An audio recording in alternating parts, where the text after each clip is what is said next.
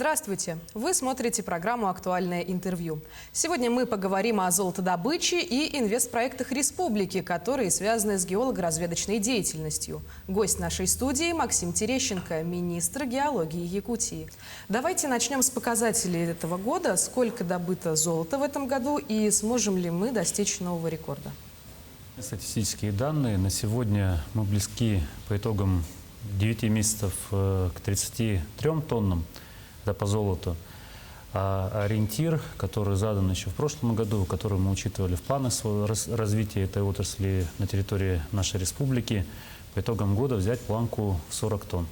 Это очень значимо. То есть напомню, что в 2020 году, когда рост составил около 9%, был взят исторический рекорд 70-х годов с показателем более 39 тонн. А сейчас мы планируем вместе с компаниями, которые предпринимают значимые усилия для того, чтобы перейти уже и за 40 тонн. А за счет каких инвестпроектов вы будете укреплять свои лидерские позиции вот как раз-таки в золотодобывающей отрасли? Здесь укрепляем вместе с компаниями. И хорошо, что инвесторы верят в республику и появляются новые проекты. Вот, кстати, не так давно глава республики участвовал в открытии и давал команду к работе на Нежданинском месторождении. Инвестор в лице компании «Полиметалл» вкладывает на протяжении ряда лет значимые средства, поэтому это вот одна из перспективных точек роста. Ну и вот даже само муниципальное образование, Тампонский район, они приветствуют развитие такого современного производства у себя на территории. Но у нас есть развитие золотодобывающего кластера в Алекнинском районе, где работают Нерюнгри-Металли, компания Нордголд, соответственно.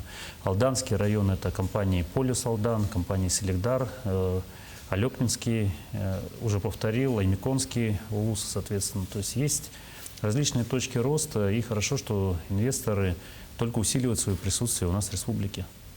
Это ведь очень здорово. Но вот вы говорите о инвестиционных проектах. А меняется ли что-то в ежедневной работе? Как проходит вакцинация на предприятиях? Придерживаются ли компании санитарных норм на фоне пандемии? Комплексный очень вопрос и о текущей работе, да, и о вакцинации. Но если взять вакцинацию, предприятия промышленности, например, в прошлом году все выходили на работу, потому что обеспечивали рост нашей экономики, поддержку ее, поскольку валовый региональный продукт нашей республики более чем на 50% благодаря развитию горнодобывающей отрасли. Что бы здесь отметить? На сегодня вакцинация в промышленности 81,5%. Но я вот приведу пример компанию «Сахатранс Нефтегаз», которая уже готова взять рубеж в 90% вакцинированных сотрудников. Почему? Потому что предприятия понимают, они эксплуатируют опасные производственные объекты, это связано с безопасностью их сотрудников, обеспечивают тепло в домах, например, добыча угля, чтобы уголь пришел, соответственно, на котельные. Если взять поставщиков газа, чтобы газ пришел в наши дома с вами, и от того, что полная бригада выходит сегодня на работу, весь диспетчерский пункт, начиная, или взять даже звенья от водителей самосвалов, либо машинистов бульдозеров, от этого и зависят показатели и опять-таки жизнеобеспечения нашей республики. И не только, потому что и уголь, и газ, например, нефть поставляется за пределы нашей республики и в другие регионы. Если о текущей деятельности взять, мы, конечно, рассматриваем различные вопросы с предприятиями. Вот не так давно была история, связана с завозом мяса, например, в республику. Даже этот момент на контроле, но мы рассматриваем и обеспечение средствами индивидуальной защиты, решение текущих вопросов с поставками угля на нашей котельной. Вот буквально вчера такое очередное совещание было. Либо вопросы обеспечения кадров, широкий комплекс вопросов на регулярной повестке. Тогда давайте с вами продолжим тему недр. Как говорит один французский обозреватель Клер Фаже, золото возвращает уверенность фондовым рынкам и становится безопасным убежищем во время эпидемии для многих предпринимателей. Тут сразу же возникает вопрос, у нас в республике растут ли инвестиции в данную отрасль? И, если не секрет, сколько эта сумма составляет в последние годы? Действительно, в прошлом году, когда в суде обсуждали здесь у вас эти вопросы, что многие инвесторы обратили внимание золоту как к защитному такому активу, и цены на золото, пик был в прошлом году, например, И ну, сейчас, конечно, мы не дотягиваем до этого пика, но один такой из, скажем, промежуточных, да, пиков в цене тоже есть. Что это позволило? Это как раз позволило вложить средства в геологоразведку, позволило вложить средства в обновление основных фондов, модернизацию их, ну, создание новых производств. Очень хорошо, что инвесторы направляют даже не столько как на выплаты дивидендов, да, а именно на развитие, то есть как раз создают перспективу, задел на будущее. Если пример по вложениям привести, как вас вот интересует, я думаю, зрители, но, к примеру, для того, чтобы нежданинское месторождение начало вот эту работу, вкладывается порядка, уже достигли инвестиций порядка $300 миллионов, например. Если взять вот Талекминский район, Нерюнгри Металлик, там инвестиции уже где-то порядка 16 миллиардов рублей.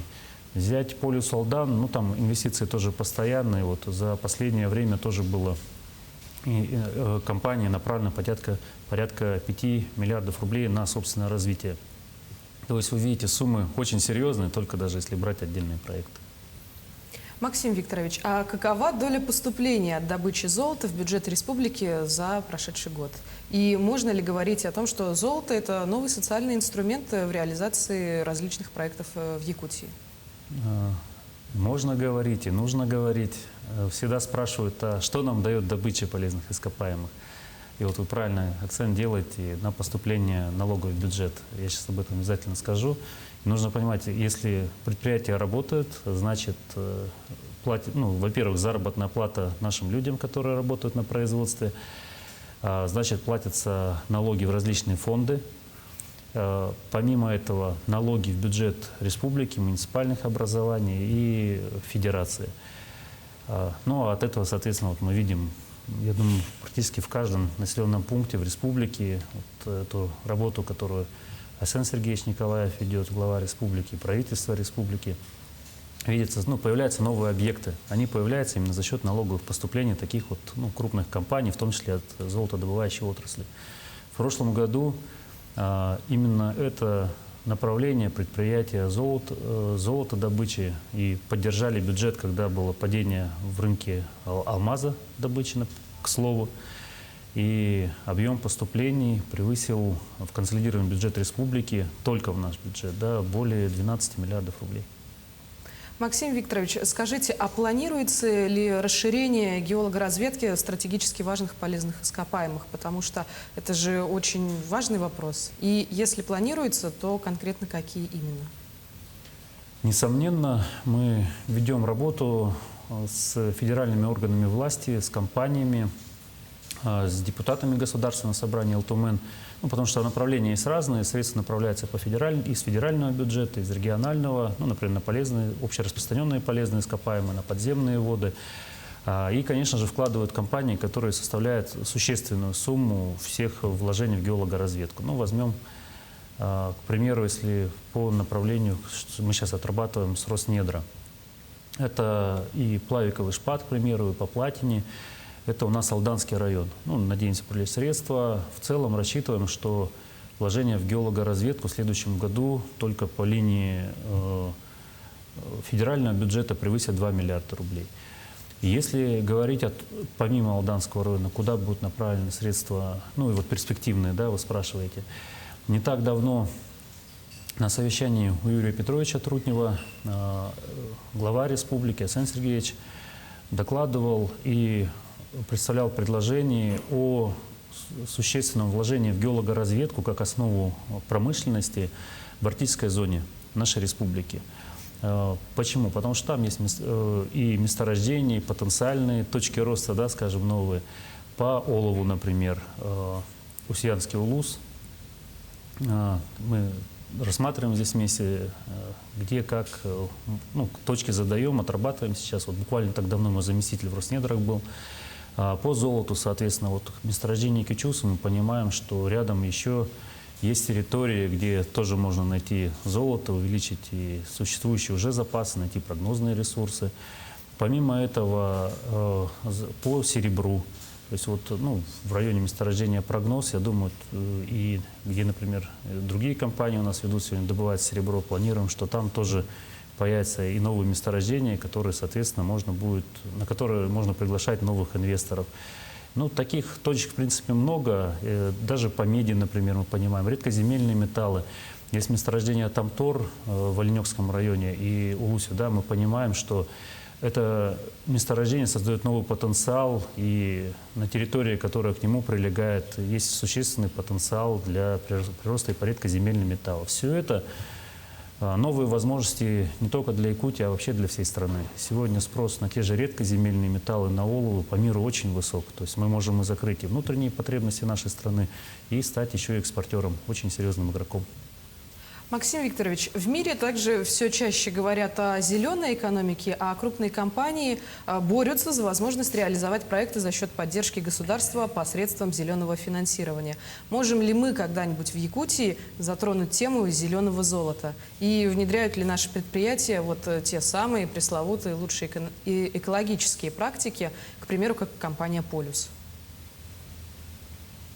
Ну, я так скажу, что есть такая инициатива, как ESG, где на первом месте как раз экология стоит. Ну, это общемировой тренд. И, кстати, компания «Полюс» в целом взять, она находится в числе лидеров своей отрасли по этим показателям, по индексу в нашей стране. Соответственно, например, если как раз «Полюс Алдан», который у нас работает на территории, отмечу просто ряд таких моментов. Комплексная программа охраны окружающей среды. Вот мы не так давно с генеральным директором Носковым разговаривали на эту тему. Вот они планируют сейчас на 2022-2027 год, то есть на следующую пятилетку, выделить порядка 5 миллиардов рублей. В тренде более чем. Программа экологического мониторинга у них 18-22 год, но они сейчас новые планируют дальше, да, соответственно, развитие, это тоже порядка 40 миллионов. Мониторинг реки, который у них проходит, на это средства вкладываются. Но о декарбонизации, если в целом сказать, о зеленом золоте, у нас вот есть такая интересная повестка. Буквально вчера закончился визит «Газпром» газомоторное топливо в республику. Это вопрос расширения сети газозаправочных станций, перевод, как минимум, вспомогательной техники крупных предприятий на газ, это тоже позволяет снижать влияние на экологию. Сейчас смотрим активно, как внедряются вопросы применения, например, техники на электрической тяге. То есть это тоже возможность снизить закупы того же дизеля, например, и перейти на такой экологичный вид топлива.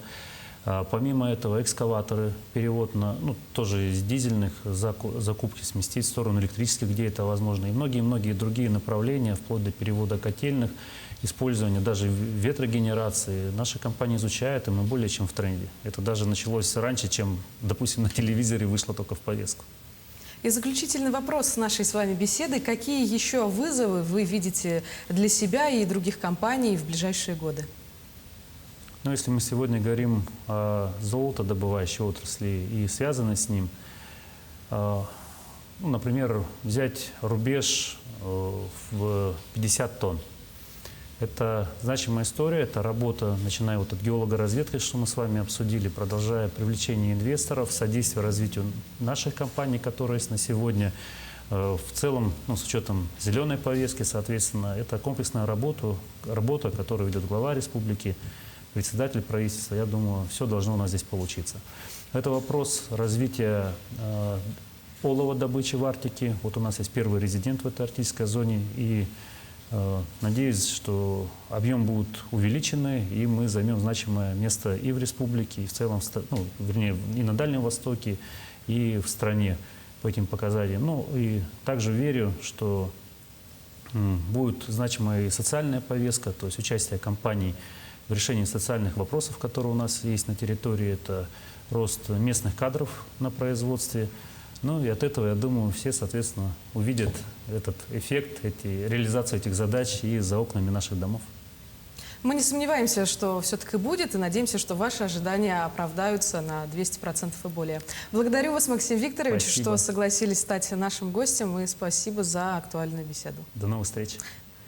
Напомню, вы смотрели программу «Актуальное интервью». Сегодня мы говорили о геологоразведке и инвестпроектах в Якутии. Берегите себя. До встречи.